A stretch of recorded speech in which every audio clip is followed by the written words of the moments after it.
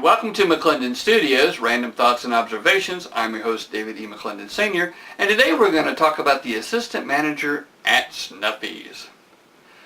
Well, back in 1987, when our Western Auto store closed in Iowa, South Carolina, after my father's death, my mother sold the accounts that the store still had to a local finance company. Well, this local finance company needed someone to work these accounts because whenever you sell an account from one organization to another, people don't understand that they still owe the contract, that all the terms of the contract are still valid.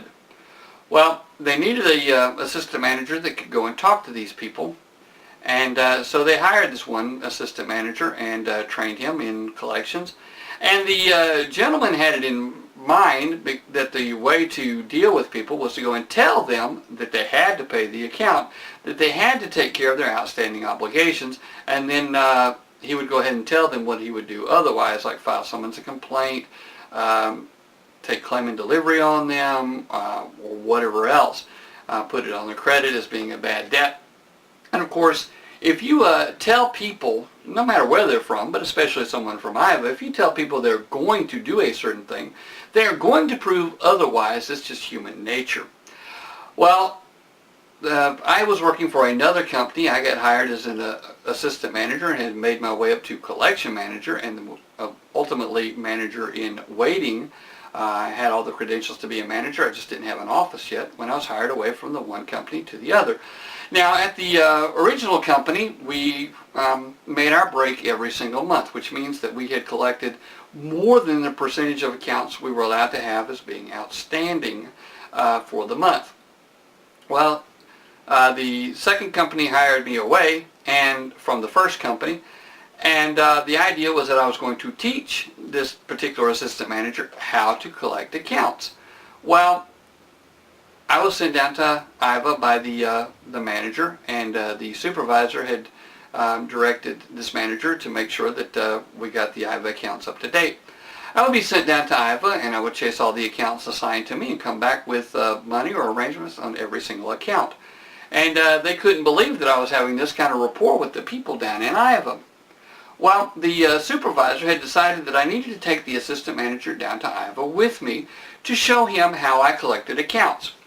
Well, we had an account that we had to go and meet the sheriff about, that we were going to do a claim and delivery on one particular account that we hadn't been able to reach the people before. So the assistant manager and I were sent down to wait for the sheriff, and the sheriff wanted us to wait for him in the parking lot of the old Western Auto store.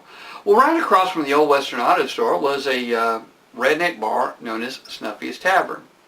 Now, when we had the store, we were on a good basis with the people at Snuffy's Tavern. They're really great people, really nice people. They just, like a little bit more beer than some people like, and they like a little more party than some people like. Well, me and the assistant manager were sitting in the parking lot, and I got thirsty while we were waiting on the sheriff. And I said to him, would you like a drink? And he said, no, don't go in there. Those people will kill you. Those people are hateful. You don't go in there, they'll kill you. No, they're not going to kill me. They're just nice people. But go over and get, you want something to drink? No, I'm not going to have your blood on my hands. Okay. So I went into the Snuffy's and got my Diet Coke. And on my way out, this one gentleman approached me and asked me what I'm doing now. And I told him which finance company I was working at. I told him, so I'm working at the finance company. And he said, oh, yeah, I believe I owe them some money. And I said, yeah, I think I saw your card a little bit ago. And we go over to the car. And I asked the assistant manager to hand me the guy's card, and the assistant manager held it up shaking like this right here and sticks it out the window, and he's still shaking. And the guy said, yeah, I would have paid this a long time ago, but this little turkey came down to try to collect from me, and he told me what I was going to do. I said, oh, okay. And then he looked and he saw the assistant manager in the car, and he said, that's that little turkey that told me what I was going to do. And I told him, I said, don't mind him. He's from the city. He doesn't understand. He just doesn't know how to talk with people, but is fine. He says, how much do I owe you? And I looked at the card, and he went ahead and pulled out the cash money. I gave him a receipt and put the cash money in my pocket like I was supposed to do. Then me and the assistant manager met the sheriff's deputy, went ahead and delivered the papers that we were supposed to deliver. and talked to the people where we were delivering the sheriff's paperwork. And I told the guy, you know, we need to work something out, or we need to go ahead and pick up the stuff here when this claim and delivery expires. And he said, well, how much do I owe you? And I told him. And so he got the money, handed it to me. I gave him a receipt, and we were done. No more need for the sheriff, no more need for the claim and delivery. Everything's fine. Got the receipt. And then me and the assistant manager went on to a couple more houses. Got to the one house. It was a gentleman that I had known really well. He'd been a great customer at the store. And he recognized me. He said, hey, come on in. We're just getting ready to have supper. Why don't you have some supper with us? And so me and the assistant manager went and sat at the table, and I had some iced tea while they were finishing their supper. And the guy said, where are you working? I said, finance company. And he's like, oh, I think I owe them some money. I said, yeah, I think you do. And he said, well, how much I owe you? And I looked on his card, and I said, well, it's going to take so-and-so to get you caught up, and so-and-so to pay it off. He reached over in his little cabinet there where he had his checkbook, took out the checkbook, wrote a check for the balance, and handed it to me. I handed him back a receipt.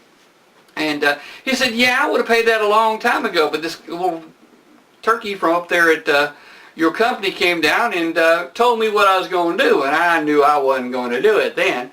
And he looked across the table, he saw the assistant manager, said, that's that little, and I said, well, that's okay, he's just learning. He's from the big city, he don't know nothing, he don't know how to talk to people. Oh, well, you need to listen to, he told the guy, you need to listen to this guy about what to do and how to do this stuff.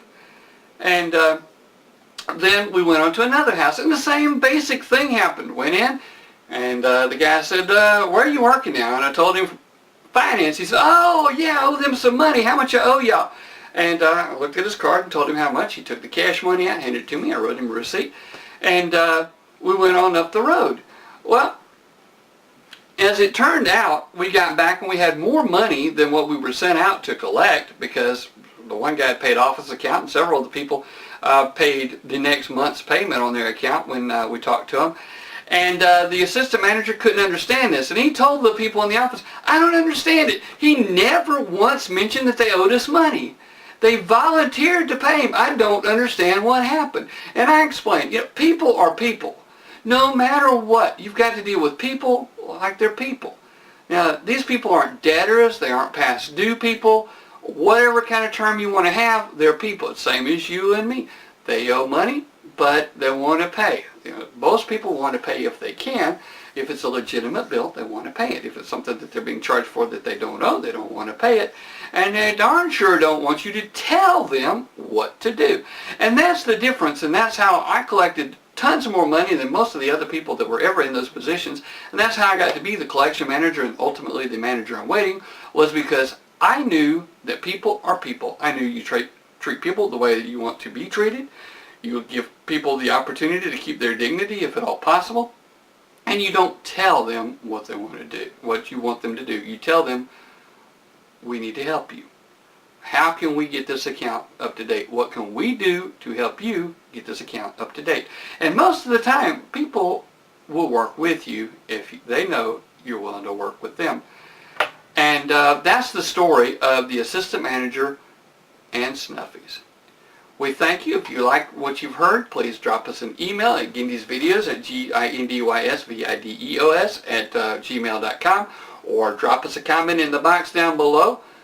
Over on the side, I don't know if I'm pointing to the right side, whichever side is appropriate, over on the side of the blog, follow us if you like, or subscribe to us on YouTube, or let us know what kind of way, what we can do to make these videos better.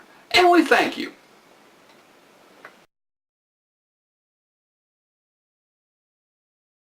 This is a Federal Trade Commission required notice.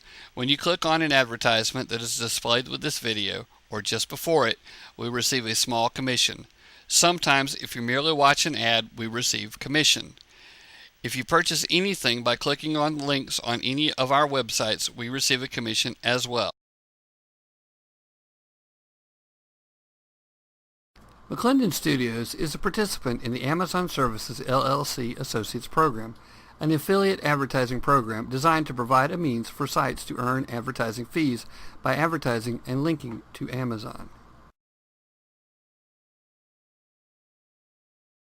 Suzanne has written a great book of poetry. It is called Shattered. You can find it on Amazon.com.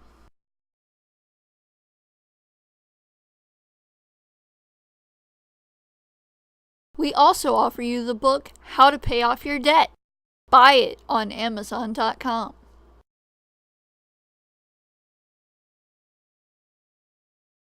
We have a new book. Many people want to know if homeschooling will work for them. This book may help you answer that question. You can find it on Amazon.com.